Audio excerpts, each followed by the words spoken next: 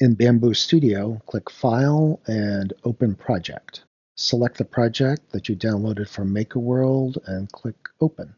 First thing you want to do is verify that the build plate matches the build plate that you're using. In our case, we want to choose Cool Plate SuperTac.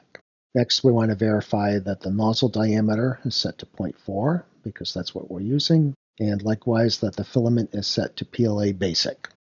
To ensure that the first layer adheres properly, click the Speed tab and change the initial layer speed to 20 and change the initial layer infill speed to 50.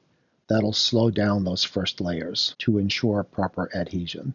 Next, we'll click Strength, scroll down to the Sparse Infill section, and change the sparse infill pattern from grid to gyroid. Now we can click Slice Plate.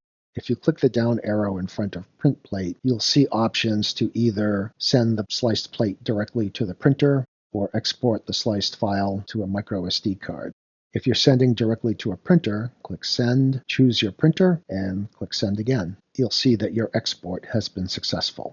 If you're exporting to an SD card, click Export Plate Sliced File, select your micro SD card, and click Save. Make sure to choose the .3mf file format. Again, you'll see that your export has been successful. Now you can click the eject icon to eject your micro SD card, and you'll see that the ejection has been successful. On the screen of your printer, tap Print Files, tap your G-code file, tap Next, and choose your filament spool. Then tap Print, and the print will begin.